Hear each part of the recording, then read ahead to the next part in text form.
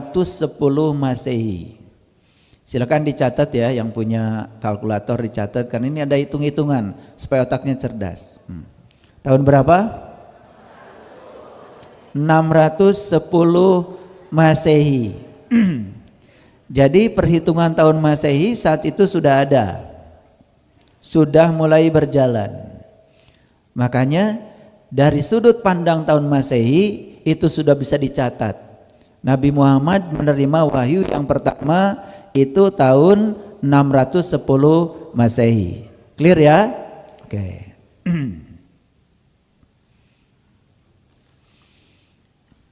Lalu Nabi Muhammad ya menerima wahyu itu pertama kali di kota Mekah. Saya tanya lagi sekarang.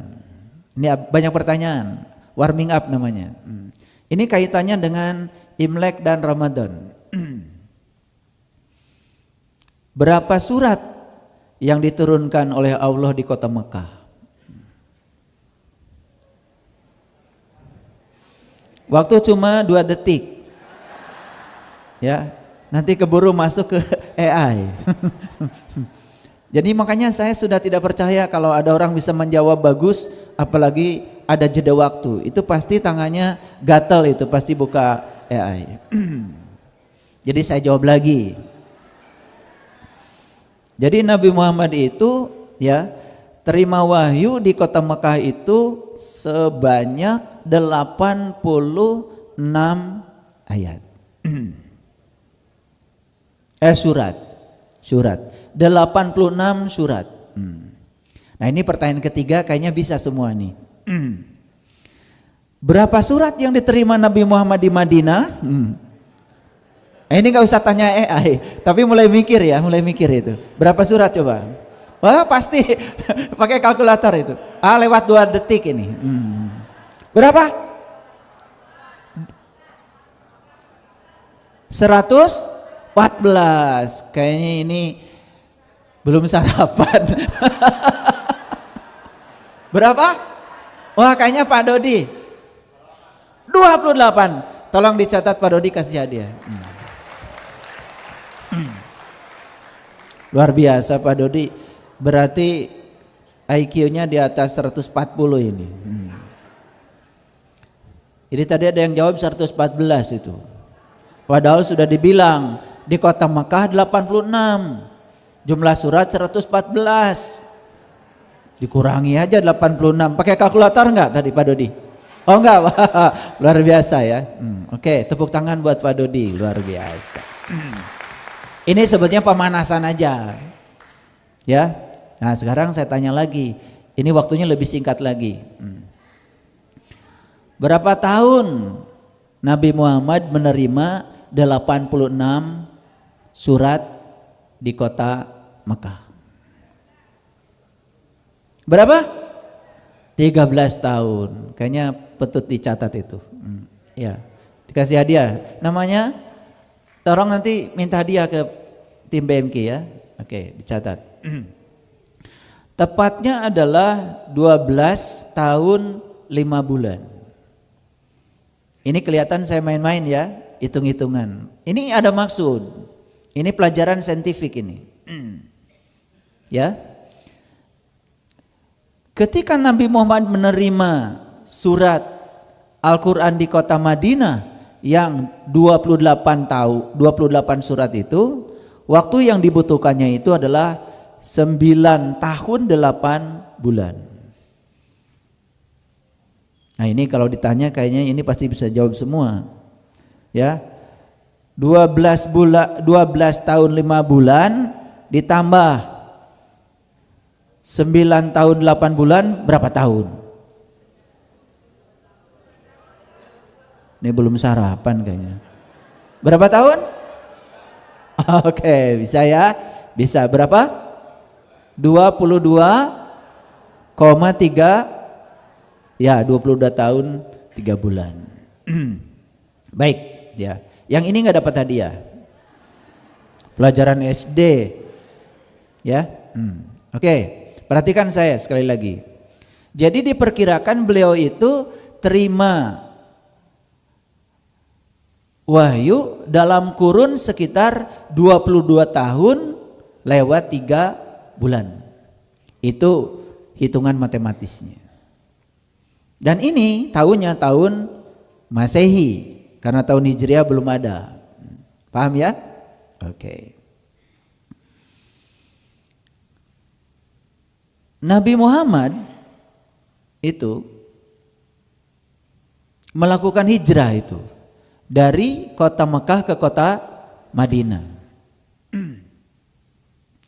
Mekah itu artinya kampung, Madinah itu artinya kota. Jadi hijrah dari kampung ke kota. Hijrah dari kegelapan kepada terang. Hijrah dari ketidaktahuan kepada cerdas. Hijrah dari kebodohan menjadi tahu.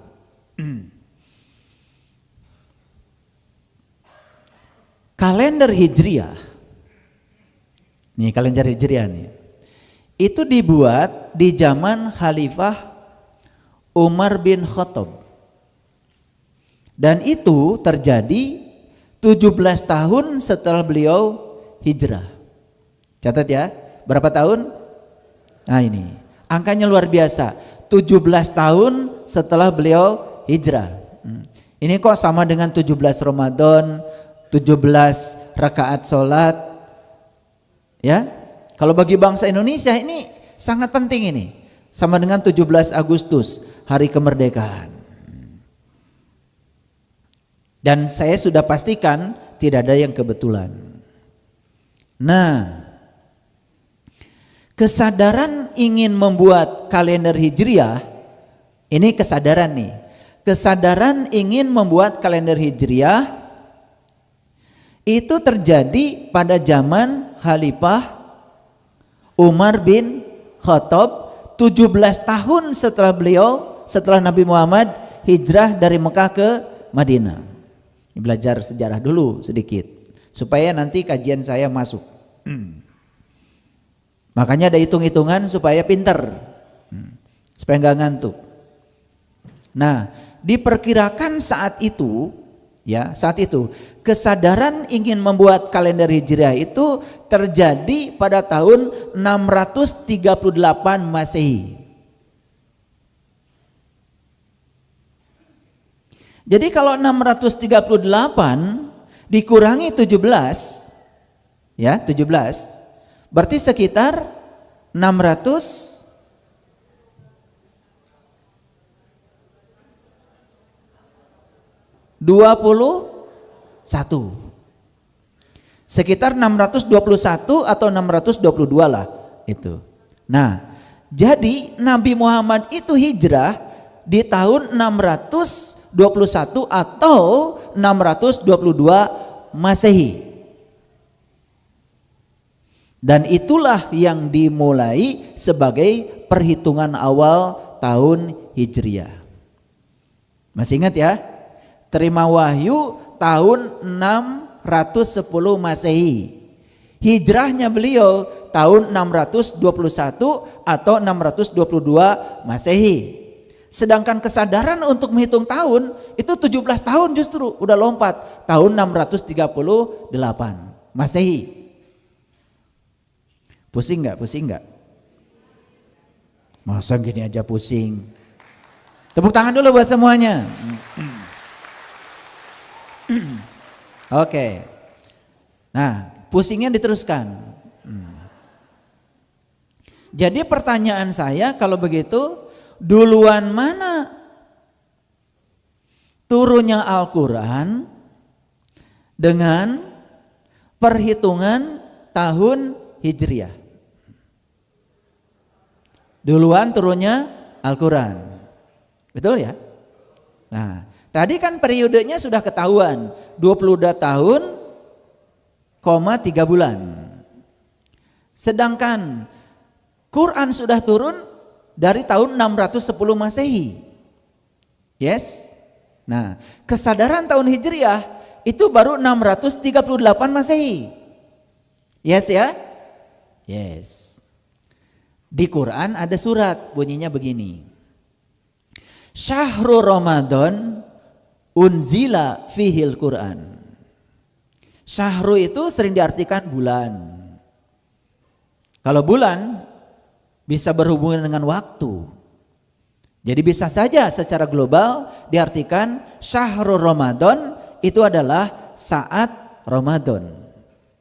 Unzila fihil Quran, turunlah di dalamnya Al-Quran.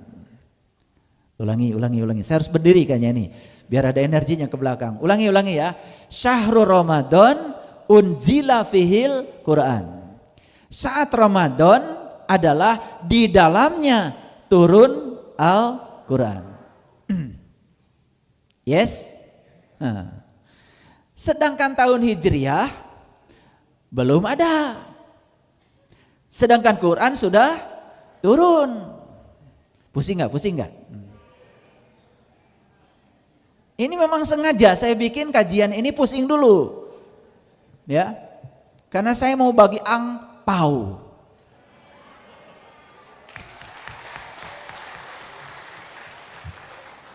Tahu nggak angpau?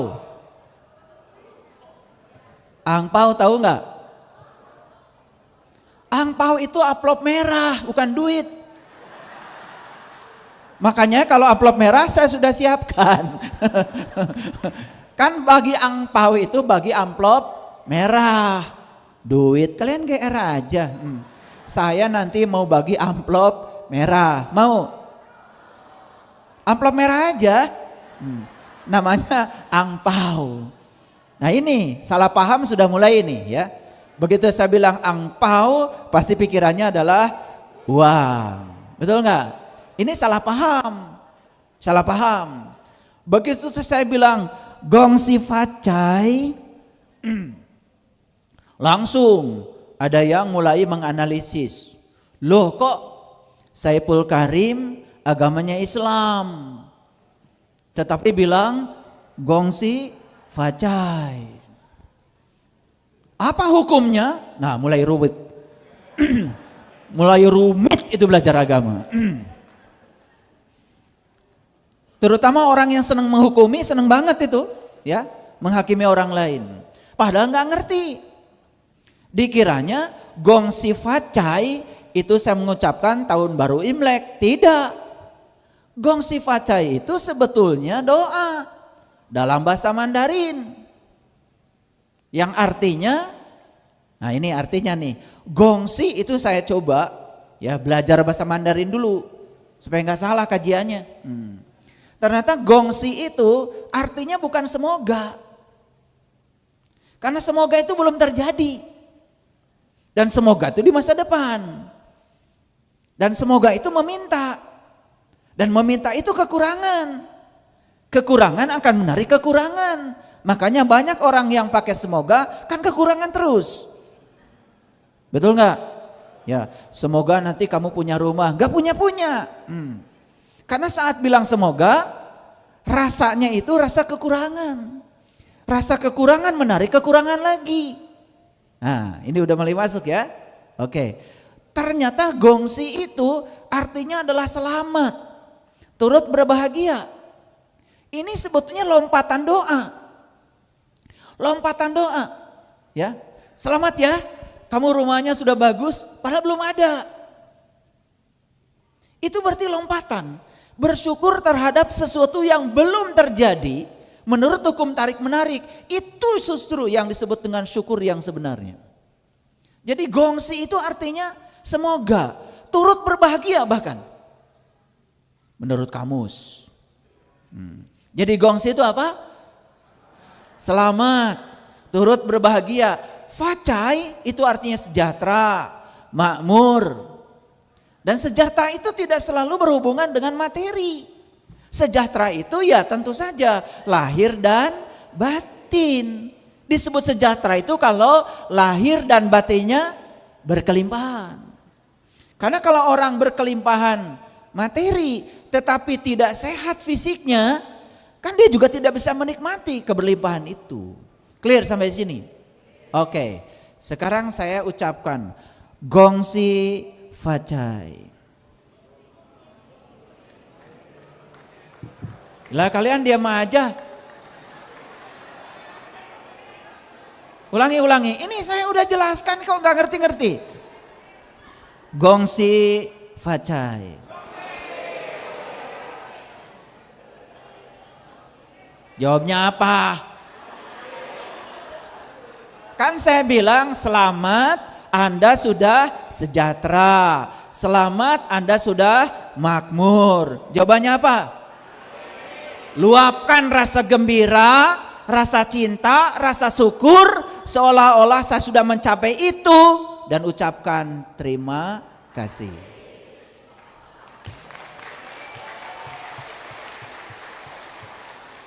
Sekarang saya mau nanya, ada yang salah nggak dengan agama saya? Kan saya mendoakan Anda pakai bahasa Mandarin.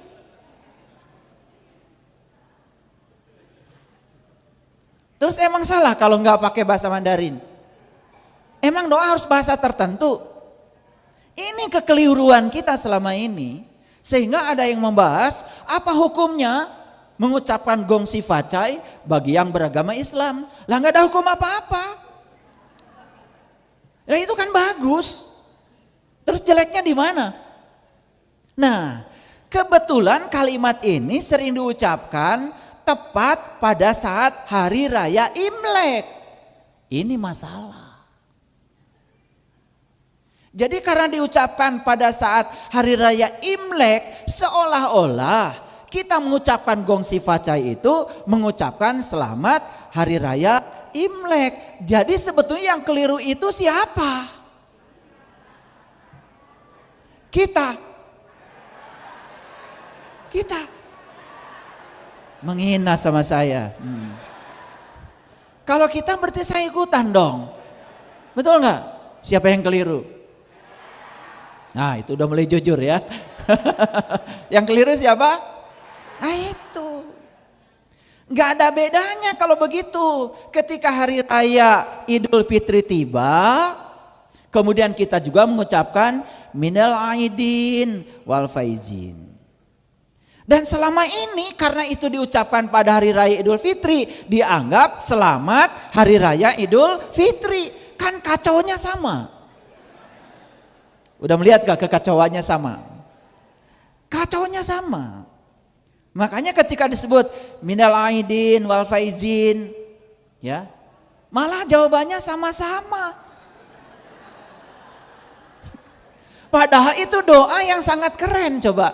Minal aidin artinya semoga Anda kembali. Itu. Nah ini bedanya pakai semoga nih. Semoga Anda kembali. Kembali kemana? Kembali ke Wonogiri Pak Sugeng?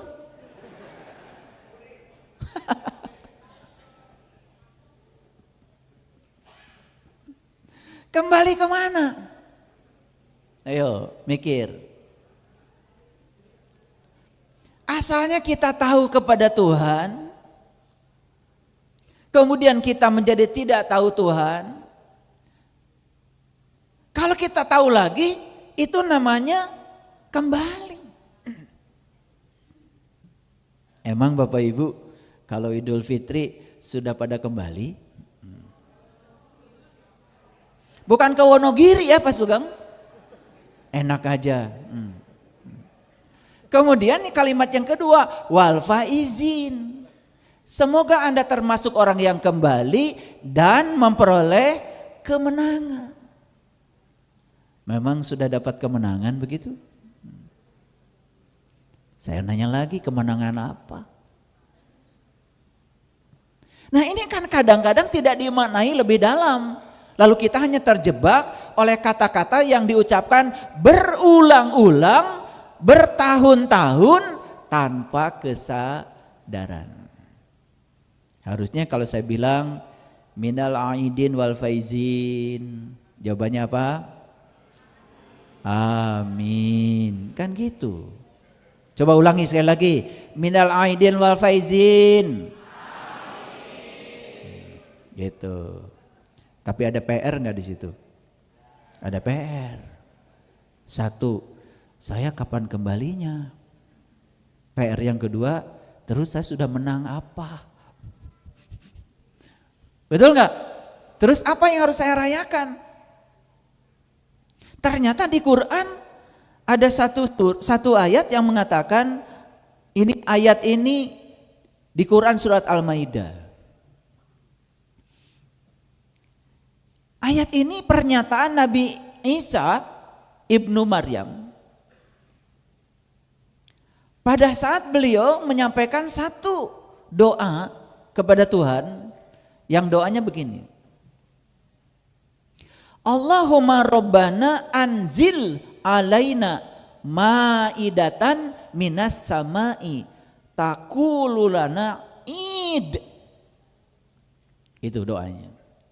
Ya Allah Tuhanku, turunkanlah hidangan dari langitmu, yang turunnya hidangan itu merupakan hari raya bagiku.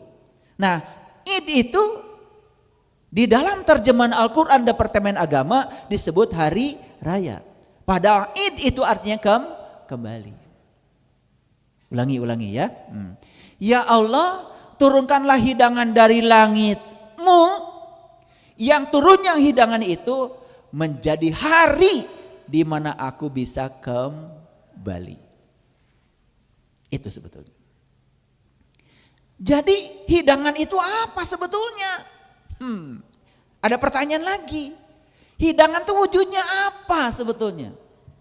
Hidangan itu wujudnya adalah jati diri kita yang sudah lama dilupakan, kemudian datang kembali dan kita menyaksikan kembali jati diri kita. Itulah hidangan yang sesungguhnya. Maka itu patut dirayakan. Dan ketika kita sudah memperoleh hidangan itu, kita bisa kembali mengenal jati diri kita, kita bisa menyaksikan kembali siapa diri kita, sehingga kita tahu tempat asal kita. Itulah yang disebut dengan kemenangan. Makanya itu diabadikan di Quran surah Al-Fatah. Inna fatahna laka fatham mubina liyaghfira lakallahu ma taqaddama min dambik wa ma ta'akhkhar wa yutimma ni'matahu 'alaika wa yahdiyaka siratan mustaqima wa yansurukallahu nasran aziza walladzi anzala sakinata fi qulubil mu'minin liyajdadu imanan ma'a imanihim walillahi jududus samawati wal ard wa kana Allahu aliman hakima liyudkhilal mu'minin wal mu'minat jannatin tajri min tahtihal anhar khalidina fiha wa yukaffiru anhum sayyi'atihim wa kana inzallahi fauzan adzima. Pasti nggak ngerti. Udah ditebak. Makanya panjang-panjang saya belajar baca Arabnya nggak ngerti. Udah nggak ngerti tepuk tangan lagi. Udah kebiasaan itu. Tapi kalau saya nggak baca Arabnya nggak percaya. Disangka saya ini tidak hafal Al-Quran.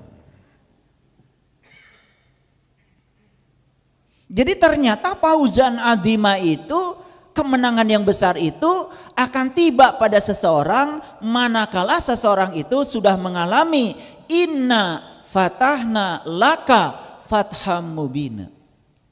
Sesungguhnya aku telah memberikan keterbukaan kepada kamu, yaitu keterbukaan yang amat nyata. Keterbukaan apa?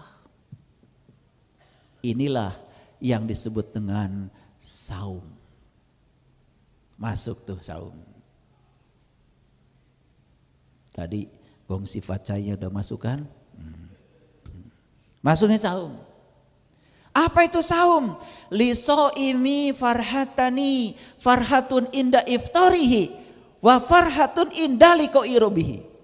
Ada kegembiraan bagi yang saum, satu ketika berbuka, yang kedua jumpa dengan Tuhan. Jadi ternyata saum itu berbuka dan jumpa dengan Tuhan. Itu kata hadis yang disampaikan oleh Rasulullah lewat hadis-hadis yang muttafaq alaih. Ulangi, jadi saum itu ada dua. Satu, berbuka.